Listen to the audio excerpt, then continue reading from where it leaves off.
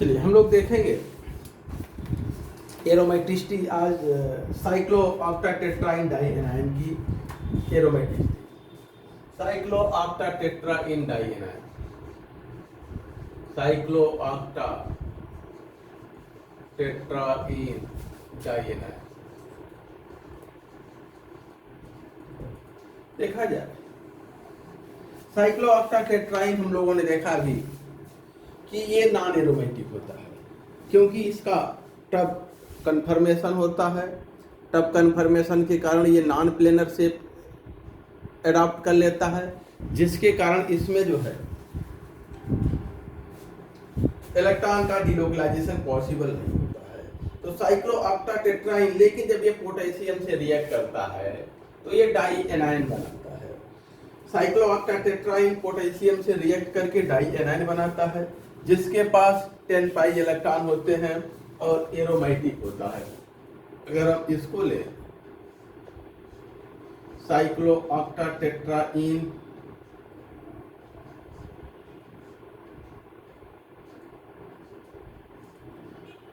साइक्लोऑक्टाटेट्राइन ये इसका कैसा कन्फर्मेशन है? टब कन्फर्मेशन नॉन प्लेनर होता है और नॉन एरोमेटिक है।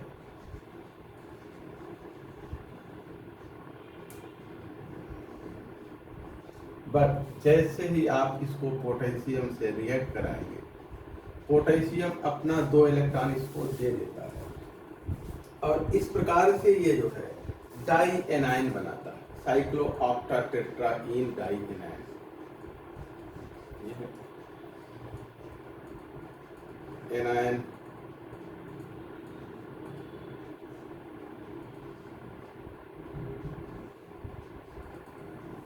साइक्लोऑक्टाटेट्राइन di anion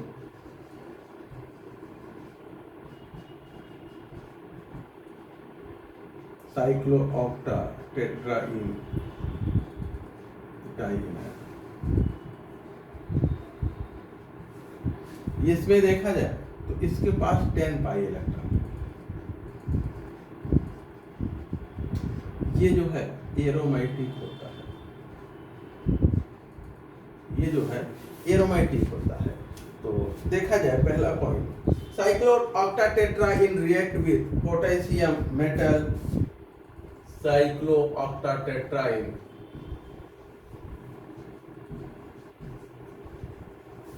react with potassium metal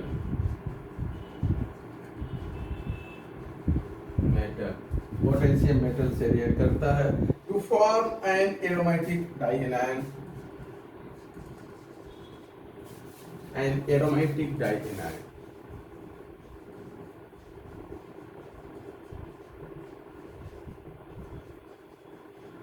साइक्लोऑक्टाटेट्राइन potassium से रिएक्ट करता है और एरोमेटिक डाइएनाइन बनाता है। ये जो एरोमेटिक डाइएनाइन है इसका प्लेनर स्ट्रक्चर होता है, ये समतली है, प्लेनर होता है और रेगुलर इसका जो है ऑक्टाहेड्रल स्ट्रक्चर होता है। इसमें कार्बन कार्बन बॉन्ड लेंथ जो है ये 1.40 एंगस्ट्रॉम होता है, जो कि बेंजीन की बॉन्ड लेंथ के बहुत ही क्लोज होता है। तो आगे देखा जाए, मिटा देते हैं इसे।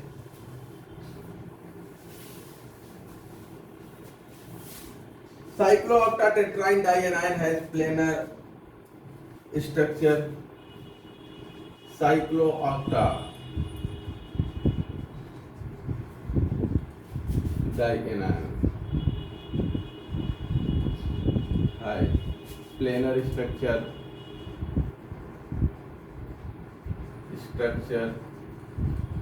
इसका प्लेनर स्ट्रक्चर होता है with carbon carbon bond length are. Carbon carbon bond length are 1.40 angstrom. ये बेंजीन के कार्बन कार्बन बॉन्ड लेंथ के बहुत ही क्लोज है, क्लोज टू 1.397 एंगस्ट्रॉम 1.397 एंगस्ट्रॉम के क्लोज है, जो कि बॉन्ड लेंथ है किसका, बेंजीन का। Bond length of benzene, benzene की बॉन्ड लेंथ ये ही बहुत क्लोज है, अर्थात ये भी एरोमेटिक है। जितना बेंजीन एरोमेटिक कंपाउंड है, जितना इसका बॉन्ड लेंथ उतना इसका है, ठीक है ना। साइक्लोऑक्टाटेट्राइन इटसेल्फ हैज 8 पाई इलेक्ट्रॉन। साइक्लोऑक्टाटेट्राइन के पास देखा जाए तो उसके पास कितने इलेक्ट्रॉन थे, 8 पाई इलेक्ट्रॉन थे। साइक्लोऑक्टाटेट्राइन इटसेल्फ है 8 पाई इलेक्ट्रॉन, इसके पास 8 पाई इलेक्ट्रॉन होता है। जो डाई एनायन होगा उसके पास कितने हो जाएंगे, 10 हो जाएंगे। सो द डाई एनायन है, so the die anion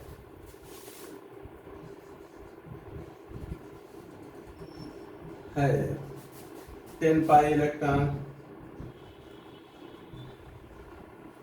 die anion के पास कितने, 10 पाई इलेक्ट्रॉन होंगे।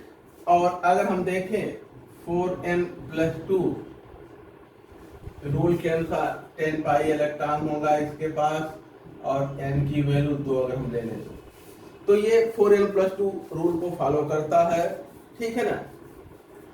और साइक्लोऑक्टाटेट्राइन डायनाइन इजीली प्रिपेयर होता है क्योंकि ये एरोमेटिक है और मोर स्टेबल है। साइक्लोऑक्टाटेट्राइन डायनाइन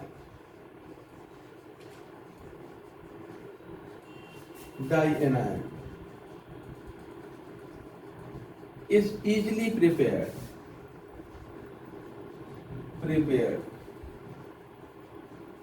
because it is more stable aromatic के लिए, ठीक ना। अभी हम लोगों ने डायनाइन का फॉर्मेशन देखा था, फिर से ध्यान दीजिए। साइक्लोऑक्टाटेट्राइन के पास जो है कितने पाई इलेक्ट्रॉन है, 8 पाई इलेक्ट्रॉन है। टब शेप होता है, ये नॉन एरोमेटिक होता है, नॉन प्लेनर होता है। ये जो है नॉन एरोमेटिक नॉन प्लेनर है। और ये जो है तो पोटेशियम आयन से रिएक्ट करता है, रिएक्ट करके जो है डाई एनायन बनाया। तो इस डाई एनायन में आप देखेंगे, इस डाई एनायन में यहाँ पर जो है एक एनायन और उसके बाद ये हो गया। इसके पास 1 पाई इलेक्ट्रॉन है और n की वैल्यू अगर हम 2 लें तो 4n पाई इलेक्ट्रॉन को करेस्पॉन्ड करता है। इसके पास 10 पाई इलेक्ट्रॉन है, n की वैल्यू 2 लें तो 4n+2 पाई रूल को करेस्पॉन्ड करता है। अर्थात ये एरोमेटिक है और ये क्या है, नॉन एरोमेटिक। ये टब शेप होता है, ये प्लेनर होता है। तो साइक्लोऑक्टाटेट्राइन तो नॉन एरोमेटिक है, लेकिन जो साइक्लोऑक्टाटेट्राइन डाई एनायन है वो कैसा होता है, एरोमेटिक होता है। साइक्लोऑक्टाटेट्राइन डाई एनायन जो है एरोमेटिक होता है। अब आगे अगला एनायन देखते हैं, साइक्लोऑक्टाटेट्राइन कटायन को देखा जाए। साइक्लोऑक्टाटेट्राइन कटायन के विषय में देखा जाए, इसकी क्या कंडीशन है, एरोमेटिक है कि नहीं है। अगर हम साइक्लोनोनाटेट्राइन है, साइक्लोनोना, इसमें जो है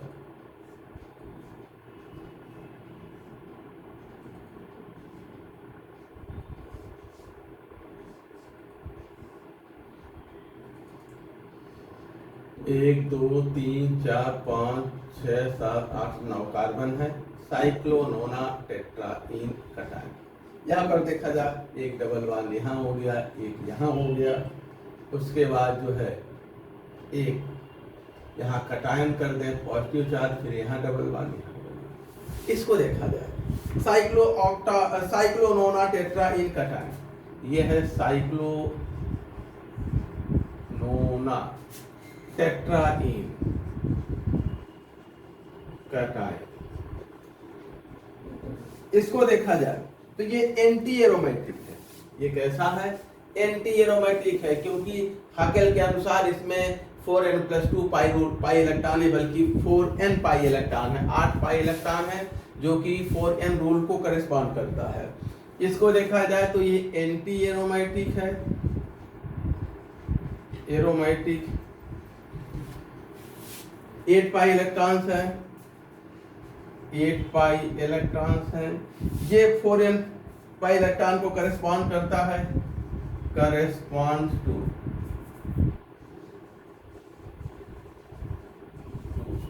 4n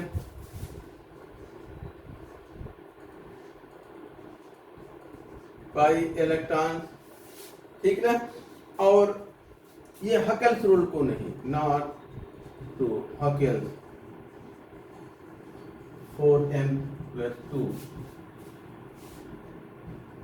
पाई इलेक्ट्रॉन, इसके अनुसार इसके जैसा नहीं, बल्कि ये इसकी तरह है। सॉरी, इसमें 8 पाई इलेक्ट्रॉन है, 8 पाई इलेक्ट्रॉन। इसको आप देखेंगे 4n पाई इलेक्ट्रॉन, n की वैल्यू 2 रख देंगे तो 4 × 2 पाई इलेक्ट्रॉन, n की वैल्यू। तो ये रहा, ये एंटी एरोमेटिक है, एरोमेटिक नहीं है। लेकिन साइक्लोनोना टेट्राइन एनायन की बात करें, साइक्लोनोना टेट्राइन एनायन अगर हम लें, अगर हम इसी पर ऋण आवेश करते हैं, 2 इलेक्ट्रॉन के साथ नेगेटिव चार्ज, टेट्राइन एनायन कर दें, तो अब इसके पास देखिए 2 4 6 8 10 पाई इलेक्ट्रॉन है। अब इसके पास कितने पाई इलेक्ट्रॉन हो जाएंगे? एनायन में 10 पाई इलेक्ट्रॉन हो जाएंगे। 4n+2 रूल को ये करेस्पॉन्ड करेगा, अर्थात ये एरोमेटिक होगा। ये कैसा है? एरोमेटिक, एरोमेटिक है। इसके पास 10 पाई इलेक्ट्रॉन है, 10 पाई इलेक्ट्रॉन है। 4n+2 रूल को फॉलो करता है, 4n+2 पाई इलेक्ट्रॉन के अनुसार 4 × 2+2 पाई इलेक्ट्रॉन, अर्थात 10 पाई इलेक्ट्रॉन। यहाँ n की वैल्यू 2 है, ठीक ना। इस सिस्टम को फॉलो करता है, तो ये क्या होगा? एरोमेटिक होगा। साइक्लोनोना टेट्राइन एनायन कैसा है? एरोमेटिक है। ये हकेल्स रूल को फॉलो करता है, हकेल सिस्टम को ये फॉलो करता है, हकेल्स रूल को फॉलो करता है। अब जो है देखा जाए 16 एनुलिन डाई एनायन को अगर देखें, 16 एनुलिन डाई एनायन, अगला जो एग्जांपल हम लोग डिस्कस करेंगे, ये एरोमेटिक है कि नहीं, वो है 16 एनुलिन डाई एनायन। 16 कार्बन का ये साइक्लिक स्ट्रक्चर,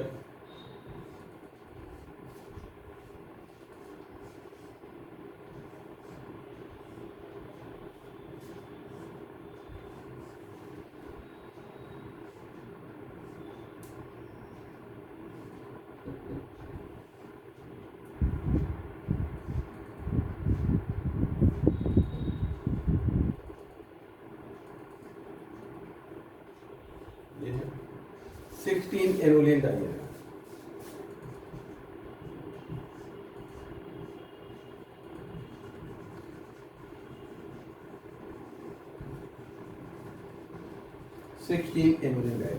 ये देखा जाए इसके पास कितने इलेक्ट्रॉन हैं?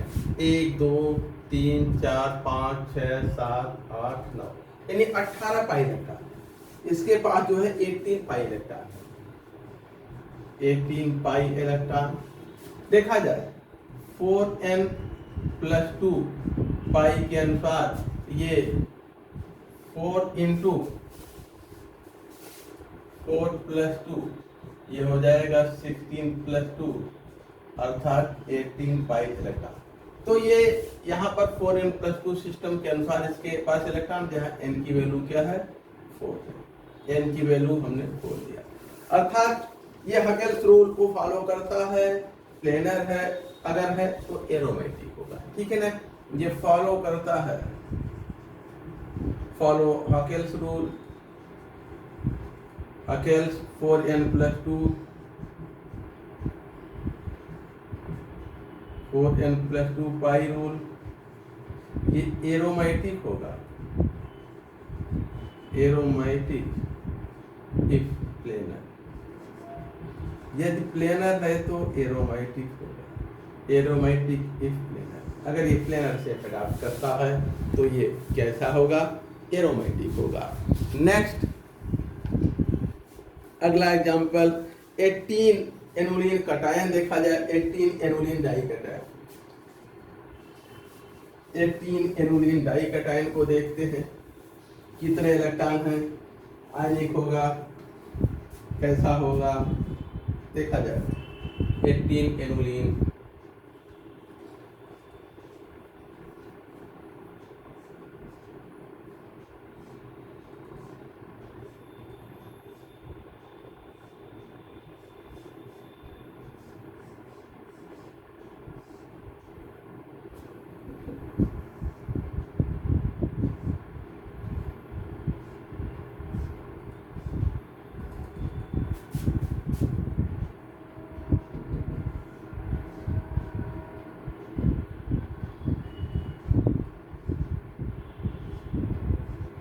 ये है 18 एनुलिन डाइकटायन।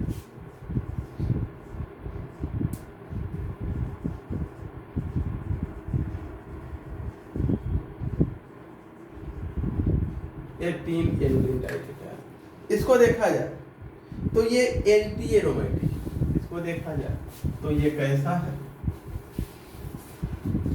अगर हम इसे इलेक्ट्रॉनों की संख्या देखें तो 2, 4, 6, 8, 10, 12, 14, 16, 18, 20, इसके पास 20 पाई इलेक्ट्रॉन है, 20 पाई इलेक्ट्रॉन ना। तो ये देखा जाए 4n पाई इलेक्ट्रॉन को करेस्पॉन्ड करता है, ये हो जाएगा, यहाँ हम n की जगह 5 रखते हैं तो 4 × 5 पाई इलेक्ट्रॉन, n की वैल्यू क्या होगी 5, n = 5 के अनुसार इसके पास 4n पाई रूल। हकेल रूल इस पे अप्लाई नहीं होता, ये हकेल नंबर नहीं है। हकेल नंबर कौन सा है, 18 था, 20 जो है ये हकेल नंबर नहीं है। This is not a Hückel number.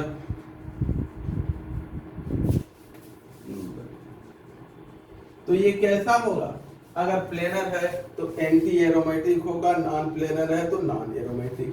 तो ये एंटी एरोमेटिक होगा, यदि प्लेनर है तो ये कैसा होगा, हकेल नंबर अगर ये नहीं है, प्लेनर है तो एंटी एरोमेटिक। ये कैसा होगा, एंटी एरोमेटिक होगा। ये रहा। अब अगला देखते हैं एग्जांपल, इसको देखा जाए।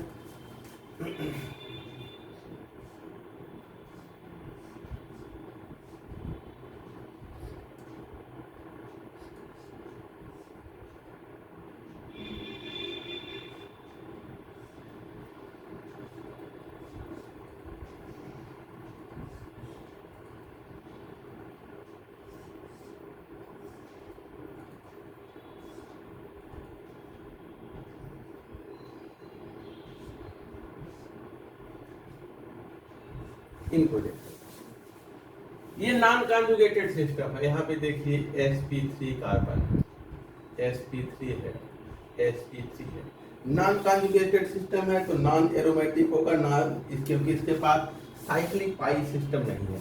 साइक्लिक पाई सिस्टम के लिए sp2 हर कार्बन sp2 होना चाहिए। तो ये जो है नॉन एरोमेटिक है क्योंकि इसके पास साइक्लिक पाई सिस्टम नहीं है। नॉन एरोमेटिक इट है नो साइक्लिक पाई सिस्टम, इसके पास कोई साइक्लिक पाई सिस्टम नहीं है, ये एरोमेटिक आगे देखा जाए, एक क्वेश्चन देखते हैं। क्वेश्चन, इस कंपाउंड को देखा जाए, ये पूछा गया है, CSIR का सवाल है और ये जून 2013 में पूछा गया है। देखिए एक क्वेश्चन,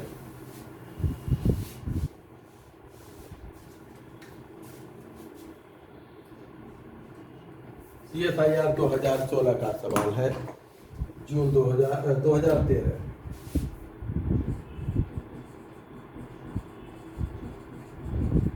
ठीक, क्वेश्चन देखिए, एक कंपाउंड और इसके विषय में क्या कह रहे हैं।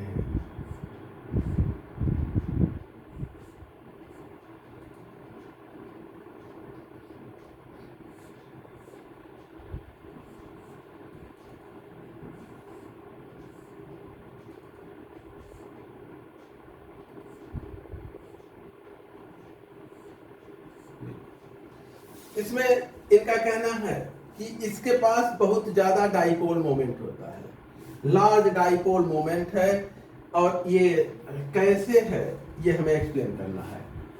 दिस कंपाउंड है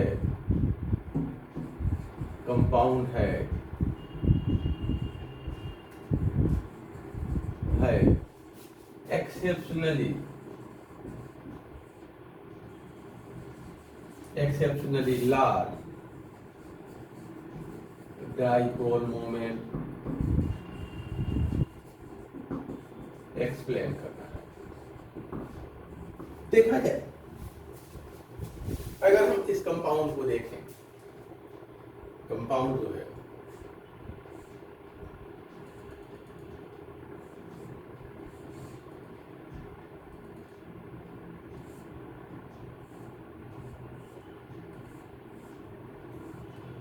ये कंपाउंड,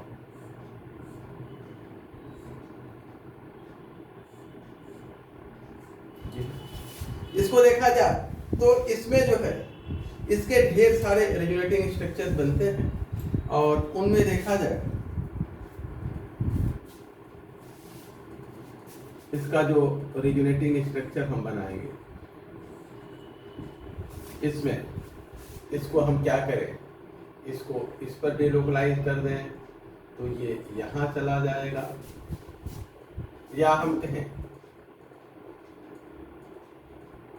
अगर ये इलेक्ट्रॉन पेयर यहाँ चला जाए, डिलोकलाइज हो जाए, तो एक रिंग कटायन में बदल जाएगा और एक रिंग एनायन में बदल जाएगा।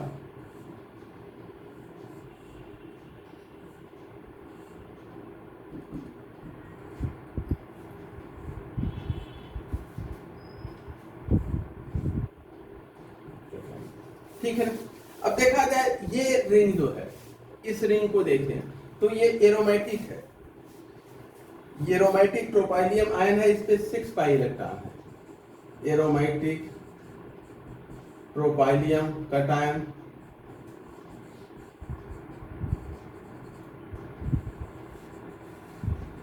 कटायन है, और इसके पास 6 पाई इलेक्ट्रॉन है, 6 पाई इलेक्ट्रॉन है। इसमें देखिए इस रिंग के ढेर सारे रेजोनेंस फॉर्म बनते हैं, सेवरल रेजोनेंस फॉर्म, सेवरल इसके अनेक रेजोनेंस फॉर्म हैं।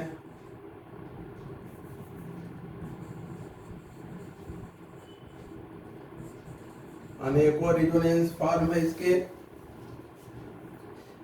इस पॉजिटिव चार्ज का डीलोकलाइजेशन, जैसे इधर गया, ये इधर गया, ये इधर गया, डीलोकलाइजेशन ऑफ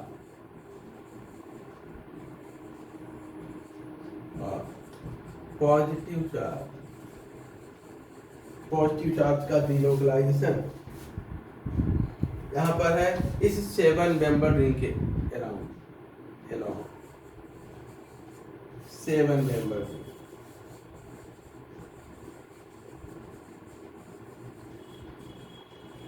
जो 7 मेंबर रिंग है उसके अराउंड इस पॉजिटिव चार्ज का डीलोकलाइजेशन है, और ये रिंग अपने आप में क्या है, 6 पाई इलेक्ट्रॉन्स है, ये रिंग अपने आप में एरोमेटिक है। इसी तरह से इस रिंग को देखें, इसमें जो है यहाँ पर भी इसके भी ढेर सारे रेजोनेटिंग फॉर्म, इनके स्ट्रक्चर रेजोनेटिंग पॉसिबल हैं, और जिसमें जो है नेगेटिव चार्ज का डीलोकलाइजेशन है रिंग में, ठीक है। Several resonance for delocalising the negative charge, several resonating structure इसके पॉसिबल हैं। Delocalising the negative charge around the 5 member ring, delocalising the negative charge, the negative charge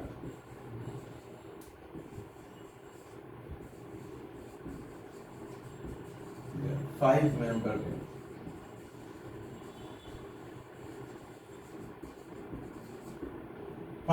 ring जो है उसके अराउंड नेगेटिव चार्ज का delocalisation. तो ये भी ring कैसा होगा, ये भी एरोमेटिक होगा, ये भी जो है एरोमेटिक साइक्लोपेंटाडाइइनाइल एनायन है, 6 पाई इलेक्ट्रॉन एरोमेटिक साइक्लोपेंटाडाइइनाइल एनायन।